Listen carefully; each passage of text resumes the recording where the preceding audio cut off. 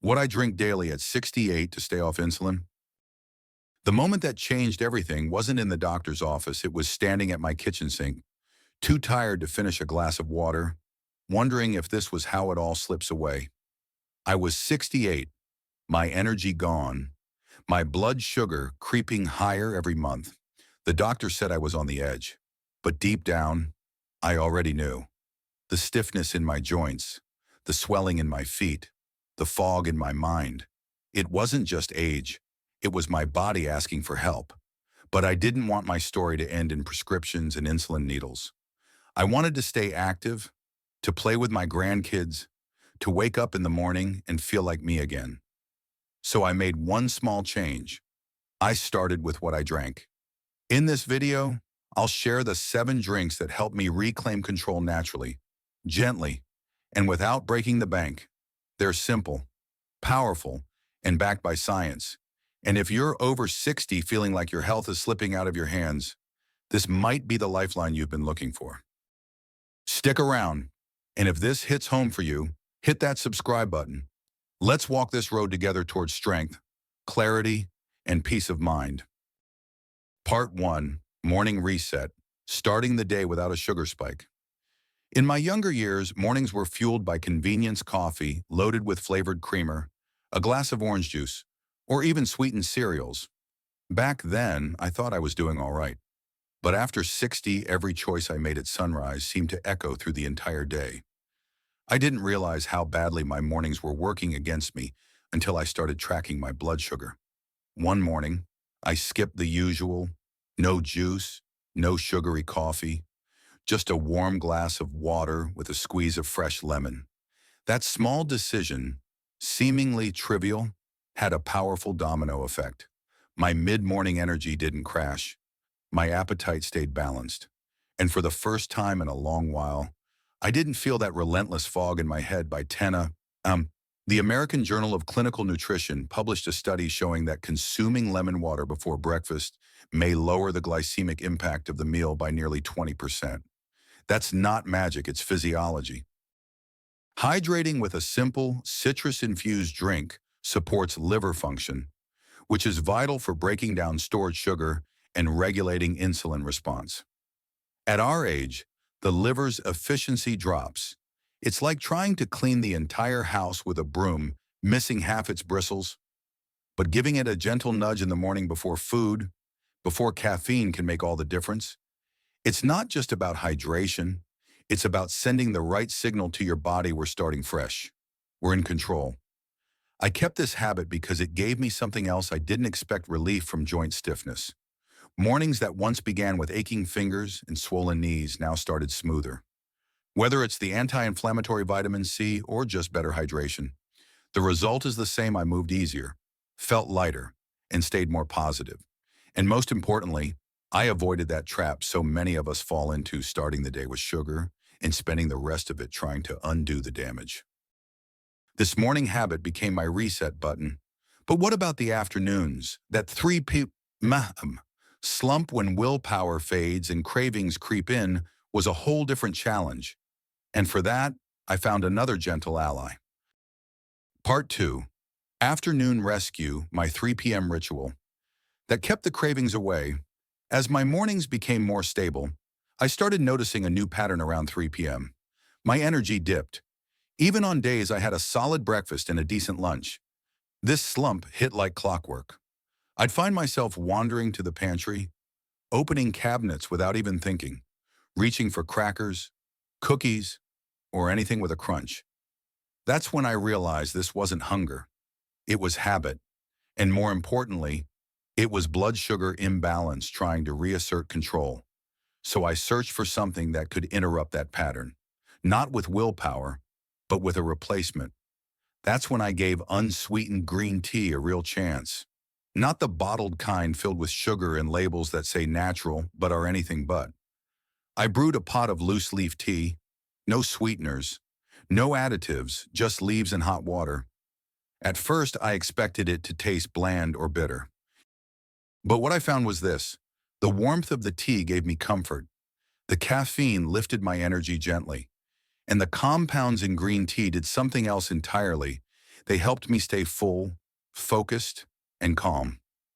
Green tea contains a powerful antioxidant called epingallocatechin gallate, or EGCG. According to a study published in the American Journal of Clinical Nutrition, EGCG helps increase insulin sensitivity and reduce post-meal blood glucose levels by up to 15%. For someone trying to avoid insulin like me, that's not just helpful, that's game-changing. Within a week of replacing my 3 p.m. snack with green tea, my numbers looked better. I wasn't dozing off at my desk, I wasn't groggy before dinner, and most of all, I wasn't riding the sugar roller coaster anymore. It also helped me sleep better. That surprised me. I used to drink coffee well into the afternoon, not realizing how it disrupted my body's rhythm. But the mild caffeine in green tea was just enough to lift me without keeping me awake later. More than anything, it gave me back the sense of control I thought I'd lost. And at this stage of life, that control over cravings, over habits, over my choices is everything. Once I'd tamed the afternoons, I turned my attention to the evenings. That's when a different kind of craving shows up, the emotional one. After dinner, when the dishes are done and the house is quiet, that little voice calls out for just a bite of something sweet, and that's where my next drink came in. Part 3: After Dinner Armor. The drink that replaced my sweet tooth. Evenings used to be my weakest hours. The house was quiet, the television flickered in the background, and I'd find myself drifting into the kitchen, not out of hunger, but out of habit. One cookie, then two, then a spoon of ice cream. It felt harmless. But my glucose monitor told another story. That nightly ritual was quietly sabotaging my progress. No matter how well I ate during the day, dessert undid everything. Until one night, a neighbor mentioned cinnamon tea. She said it helped with her blood sugar. I raised an eyebrow. Cinnamon as a tea. But I tried it. One stick simmered in water, a slice of lemon for taste. No sugar, no honey, just warmth and aroma. And surprisingly, it worked. My body felt calm. The craving eased. It was like my brain accepted the ritual without needing the sugar hit. Cinnamon contains compounds like cinnamaldehyde that mimic insulin's effects in the body.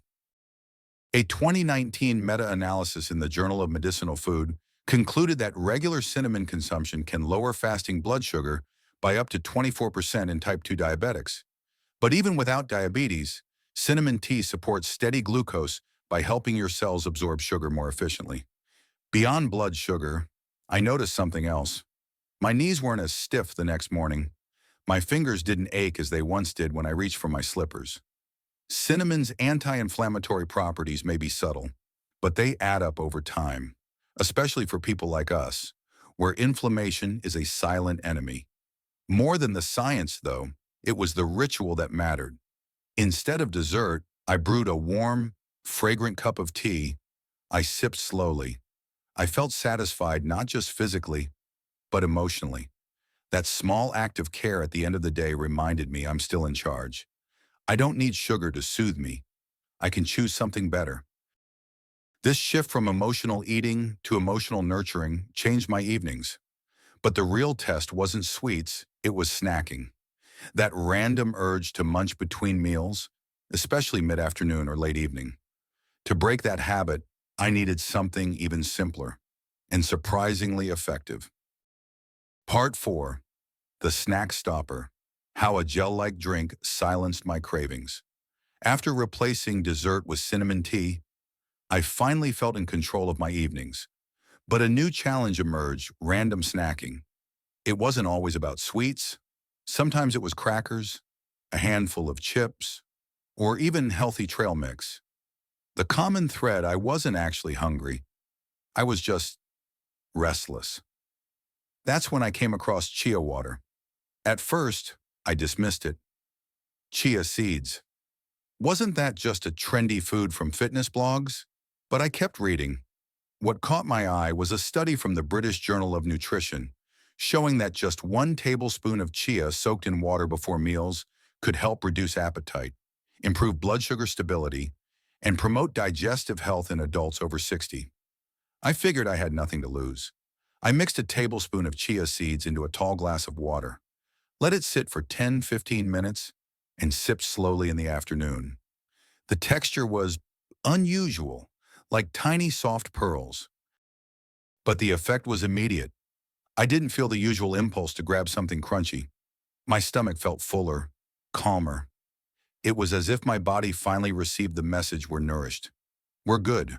Chia seeds are tiny, but they're packed with soluble fiber, which expands in your stomach and slows digestion. That's the key. Slower digestion means a more gradual rise in blood sugar and fewer crashes that lead to cravings.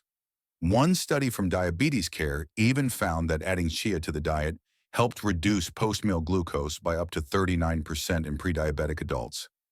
There was another unexpected benefit: regularity. At my age, digestive comfort is not a luxury, it's a necessity.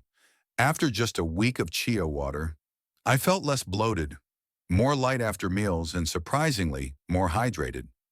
That last part matters because as we age, our bodies lose their thirst signals. We mistake thirst for hunger, which leads to unnecessary eating. Chia seeds retain water like sponges. When you drink them, you're not just hydrating, you're optimizing absorption. That helped me more than I imagined.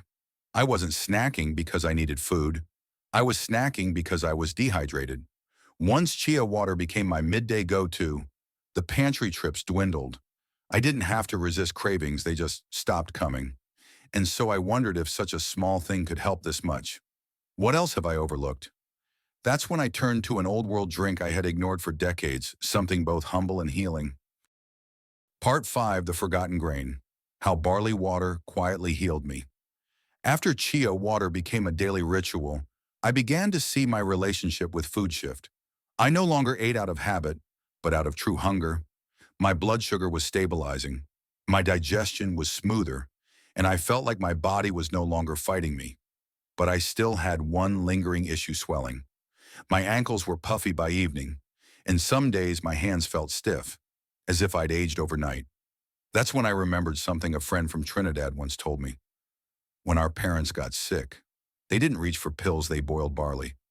I had dismissed it at the time. Barley felt old-fashioned, but now it felt worth a try. I started simple. I boiled a half cup of pearl barley in water, strained the liquid, and drank it warm or chilled with a slice of lemon. It wasn't fancy, but it was soothing. Within a week, I noticed something subtle but profound. The swelling in my ankles was less intense. My morning stiffness eased, and most unexpectedly, my post-meal blood sugar was flatter, less of a spike, more of a gentle curve. Barley is rich in beta-glucan, a type of soluble fiber that forms a gel-like substance in the gut. According to a study from the European Journal of Clinical Nutrition, beta-glucan helps trap glucose and cholesterol, slowing their absorption and improving insulin response. In older adults, regular consumption of barley water was linked to a 17% reduction in postprandial glucose levels. Beyond numbers, I just felt better, fuller without being stuffed, more hydrated, less inflamed, and it made sense. Chronic inflammation is often tied to poor glucose control, and poor hydration can make both problems worse. Barley water became my midday companion. It was gentle enough to sip alongside lunch and powerful enough to make a difference by dinner. I no longer reached for extra bread or dessert. My body simply didn't crave them anymore. And unlike trendy drinks or expensive powders, barley was cheap, easy to find, and forgiving. No precise measurements, no special brands, just water and a grain that's been healing people for generations. Looking back, I realize I had been so focused on new solutions that I had overlooked the wisdom in old ones. Barley water didn't just help my blood sugar, it helped me reconnect with a slower, more intentional rhythm of health.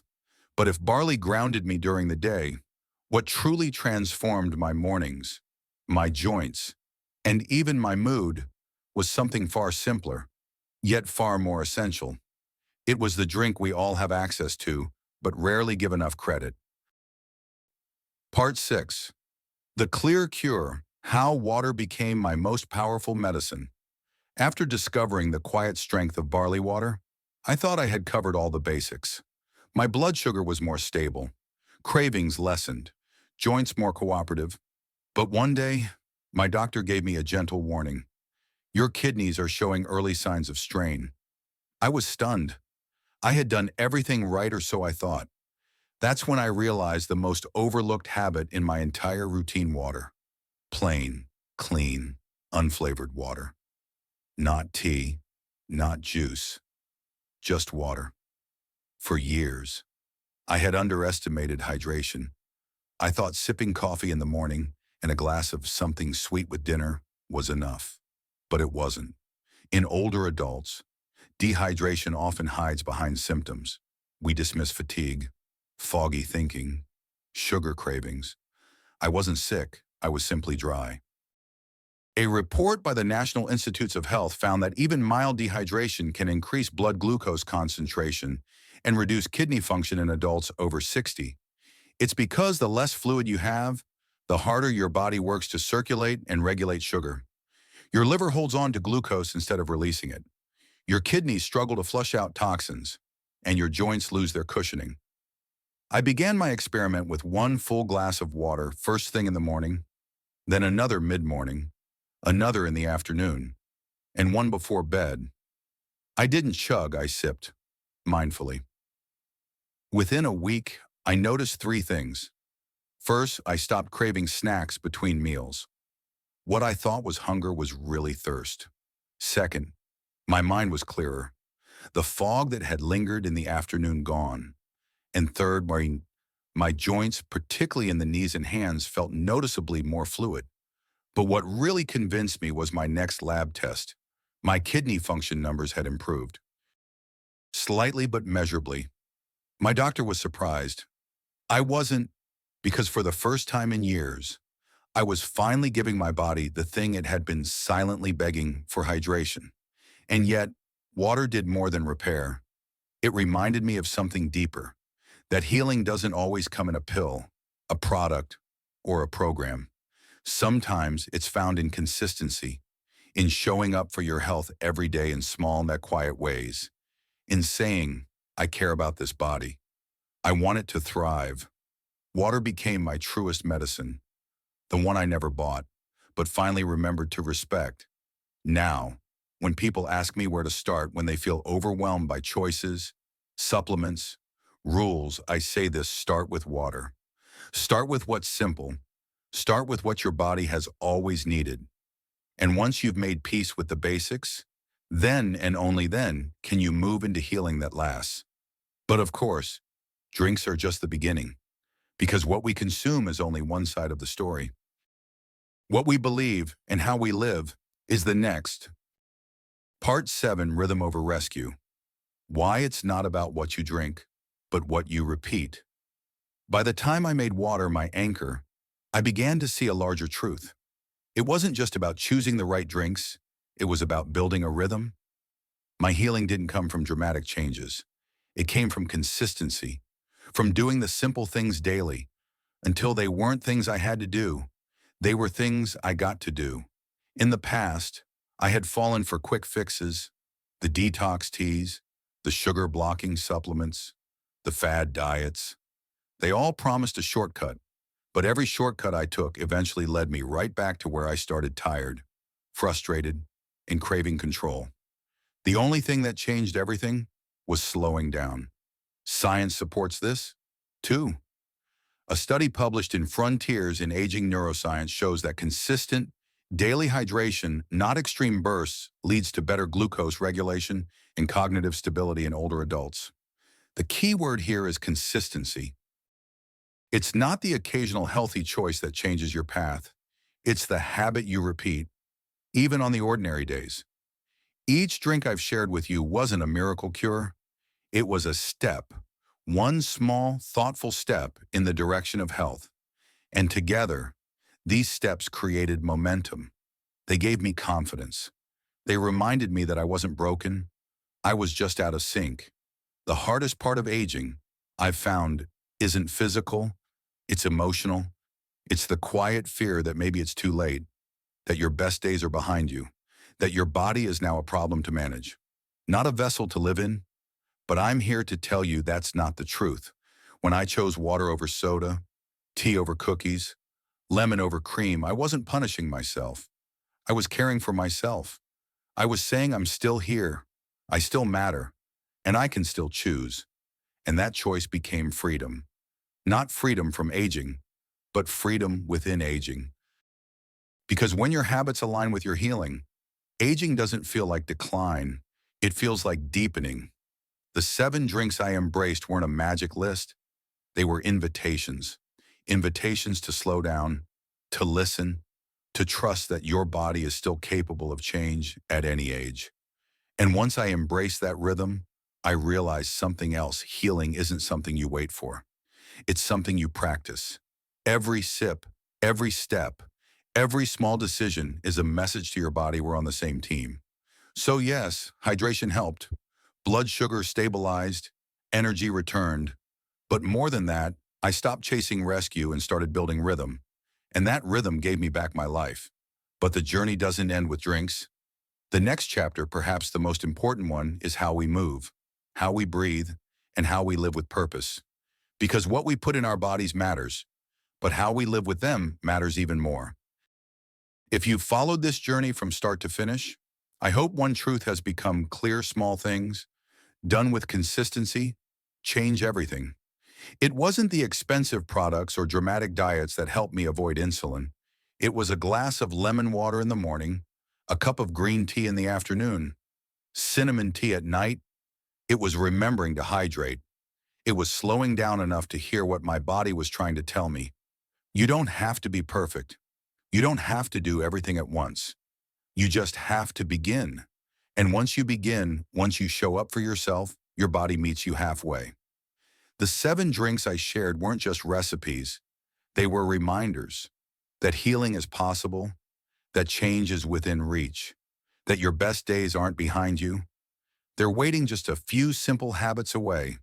So if something in this video made you pause, if it made you feel seen, or maybe sparked a little hope, hold on to that. Let it be your first sip towards something better. And if you're ready to keep walking this road with me, hit that subscribe button. Comment below, tell me which drink you want to try first, or share your own story. We're in this together, because you are not broken, you are not too far gone, you are not too late, you are simply ready now.